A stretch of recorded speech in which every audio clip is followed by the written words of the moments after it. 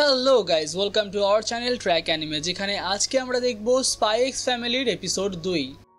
এপিসোডের শুরু হয় ইডেন কলেজ দিয়ে, যেখানে ম্যাডাম ডোনা একটা স্টুডেন্টকে অজ্ঞান করে দেয়। আর এরপরেই আমরা দেখতে পাই আনিয়ার ক্লাস, যেখানে হেনরি এখন সবাইকে বলছেন ক্লাসের সবাই আজকাল খুবই খারাপ হয়ে গেছে, তারা সবাই হোমওয়ার্ক দেরি করে দিচ্ছে।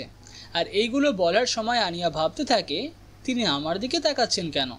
যাই হোক, এখন ক্লাসের পর বেকি আনিয়াকে বলে, আমি আগের দিন আমার খেলাধুলা নিয়ে এতটাই ব্যস্ত ছিলাম যে আমি আমার হোমওয়ার্ক করতেই ভুলে গেছি। আনিয়া উত্তরে বলে, আমাকে এইসবের চিন্তা করতে হয় না, কারণ আমার বাবা আমাকে দিয়ে যে করেই হোক হোমওয়ার্ক করাবেই। যেটাতে বেকি আবারও লয়েডের প্রেমে পড়ে যায়। আর এই সময় সেখানে এন্ট্রি হয় ডেমিয়ান এবং তার দুই সঙ্গীর। ডেমিয়ান বলে, কিসের কথা বলছো তোমরা, যে তোমরা আজকাল সব কিছুই লেট করে করছো? আমার তো মনে হয় যদি কাউকে টরেন্টাস ব্যাচ দেওয়া হয় তাহলে সেটা তোমাদেরকেই প্রথম করা হবে।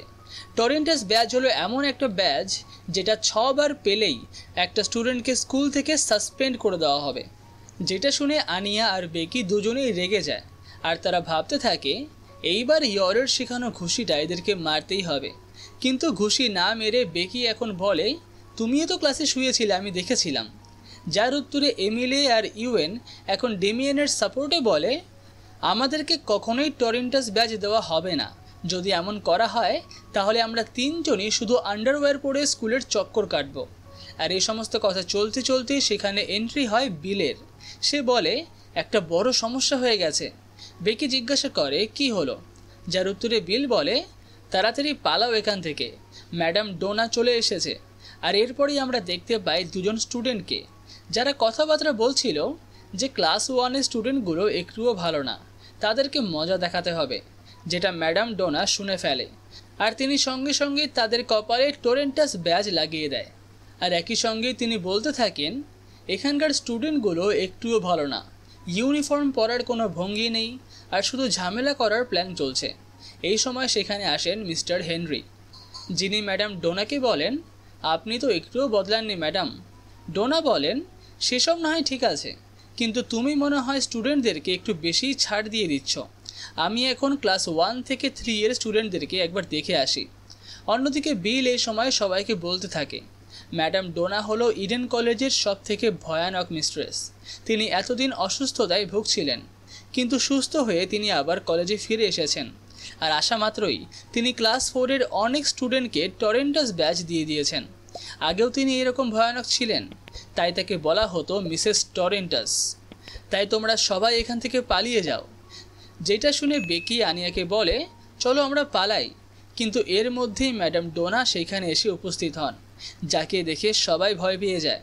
আর ম্যাডাম ডোনা এখন বলেন, তোমরা সবাই এক লাইনে দাঁড়াও, আমি তোমাদের সবাইকে পরীক্ষা করব। তিনি মনে মনেই ভাবতে থাকেন, এরা কেউ আমার হাত থেকে বাঁচতে পারবে না। এরপরেই ম্যাডাম ডোনা পরপর 3 জনকে টরেন্টাস ব্যাচ দিয়ে দেয়। প্রথম জনকে ব্যাগে চিপস আনার জন্য, দ্বিতীয় জনকে কার্ড আনার জন্য, আর তৃতীয় জনের কাছে রুমাল না থাকার জন্য। যেটা দেখে সবাই অবাক হয়ে যায় যে রুমাল না থাকলেও টরেন্টাস ব্যাচ দিয়ে দেওয়া হবে। তখন ম্যাডাম ডোনা একটা কাহিনী বলেন যে অনেক আগে একটা স্টুডেন্ট ছিল যে সব কিছুতেই ভালো ছিল। সে ইম্পেরিয়াল স্কলার পেয়ে যেত, কিন্তু একদিন সে তার রুমাল আনতে ভুলে যায়, যার কারণে তাকে টরেন্টাস ব্যাচ দিয়ে দেওয়া হয়। আর তারপর কে জানে তার কি হয়েছে, এখন সে বেঁচে আছে নাকি মরে গেছে তাও জানি না। এই সময় সবাই নিজের কাছে তাদের রুমাল আছে কি না তা চেক করতে থাকে, কিন্তু ডেমিয়ান এখন দেখে যে তার কাছে তার রুমাল নেই। যেটা দেখে সে খুবই ঘাবড়ে যায় আর ভাবতে থাকে এখন তার কি করা উচিত। তার মাথায় আসতে থাকে যে যদি তাকে টরেন্টাস ব্যাচ দিয়ে দেওয়া হয় তাহলে তাকে আন্ডারওয়্যার পরে পুরো কলেজ ঘুরতে হবে, যেটাতে তার মান সম্মান কিছুই থাকবে না। কিন্তু যদি এখন সে কারোর কাছ থেকে একটা রুমাল চেয়েও নেয় তাহলেও বাকিরা তাকে ছোট নজরে দেখবে। অনেক ভাবনা চিন্তা করার পর সে ঠিক করে, তবুও পুরো কলেজে আন্ডারওয়্যার পরে ঘোরার থেকে তো অনেক ভালো। তাই সে এখন তার সামনে ইউএনকে বলতে যায়, তোমার রুমালটা আমাকে দিয়ে দাও। কিন্তু ইউএনকে তার আগেই ম্যাডাম ডেকে নেয়, যার পরে ডেমিয়ানের আর কোনো আশা থাকে না, এবার সে টরেন্টাস ব্যাচ পাবেই। সে এখন কাঁদতে শুরু করে আর ভাবতে থাকে, আমি যদি টরেন্টাস ব্যাচ পাই তাহলে আমার বাবা আমার সাথে আর কখনো কথা বলবে না। আনিয়া এই সময় ডেমিয়ানের চিন্তা ভাবনাগুলো পড়ে নেয় আর সে বুঝতে পারে যে তার এখন ডেমিয়ানকে সাহায্য করা দরকার, না হলে তার বাবার প্ল্যান পুরোপুরি জলে ডুবে যাবে। তাই সে এখন তার রুমালটা ডেমিয়ানের দিকে এগিয়ে দেয়। ডেমিয়ান প্রশ্ন করে, তাহলে তোমার কি হবে? উত্তরে আনিয়া বলে, আমার চিন্তা করতে হবে না, আমি ব্যাগে সবসময় একটা এক্সট্রা রুমাল রাখি। আর এইভাবেই ডেমিয়ান তা থেকে বেঁচে যায়। কিন্তু যখন ম্যাডাম ডোনা আনিয়াকে তার রুমাল দেখাতে বলে, তখন আনিয়া সব জায়গা খুঁজেও কোনো এক্সট্রা রুমাল খুঁজে পায় না। তাই আনিয়া এখন পেয়ে যায় টোরেন্টাস ব্যাজ, যেটা দেখে ডেমিয়ানের খুবই খারাপ লাগে। তাই সে এখন ম্যাডাম ডোনাকে সত্যি কথা বলতে চায়।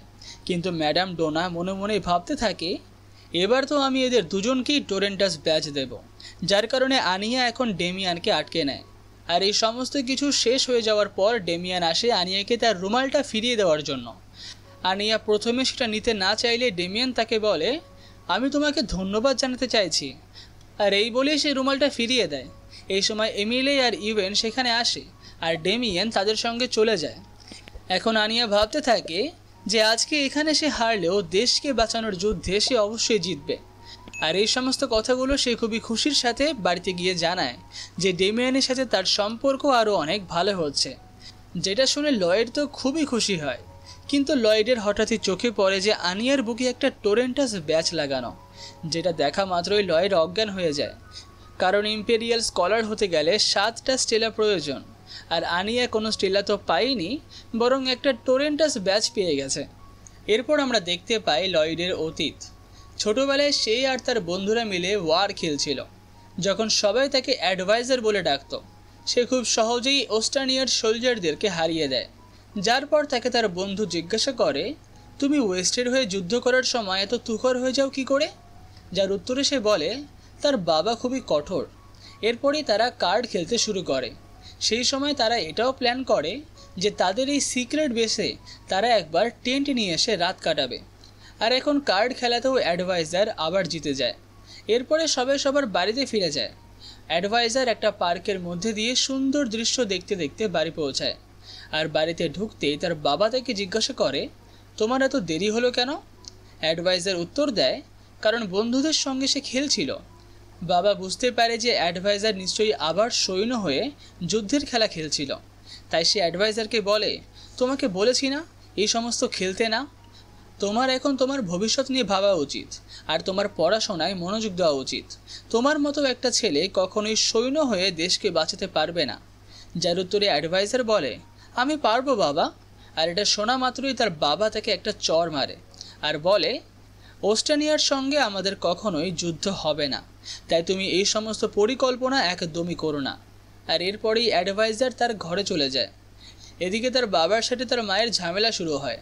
তার মা বলতে থাকে যে তার অ্যাডভাইজারকে এভাবে মারাটা একদমই ঠিক হয়নি। এর পরের দিন আমরা দেখতে পাই অ্যাডভাইজার আবার তার বন্ধুদের সাথেই ঘুরছে। সেই সময় তারা একটা দোকানে রোল খাওয়ার জন্য যায়। আর তখনই দুটো লোক এসে তাদেরকে বলে যে মেলার কাজে হাত লাগানোর জন্য। অ্যাডভাইজার এবং তার বন্ধুরা তাদের সঙ্গে কাজ করে। তারা খুবই ভারী জিনিস এপাশ থেকে ওপাশে নিয়ে যায়। সেই সময় একজন লোক বলে, এইটুকু ওজনে যদি সরাতে না পারো তাহলে তোমরা এরপরে যুদ্ধ কী করে করবে? অ্যাডভাইজার সেখানকার একজনকে জিজ্ঞাসা করে, যুদ্ধ কি সত্যিই হবে? যাতে কয়েকজন উত্তর দেয়, না না এরকম হবে না। আবার কয়েকজন বলে, হ্যাঁ হতেই পারে। কিন্তু অ্যাডভাইজারকে তার একটা বন্ধু এসে বলে, তোমারও তো চাপ কিসের?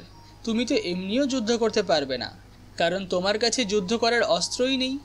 এরপর অ্যাডভাইজার বাড়িতে এসে তার পিগি ব্যাংক দেখে একটা যুদ্ধের অস্ত্র কেনার জন্য, কিন্তু সেইখানে কোনো টাকা থাকে না।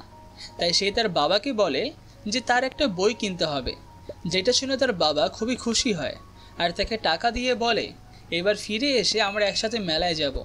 তার বাবা আসলে বর্ডারের কাছেই একটা কাজে যাচ্ছিল, কারণ ওস্টানিয়ার সঙ্গে ওয়েস্টের সম্পর্ক খুব একটা ভালো যাচ্ছে না।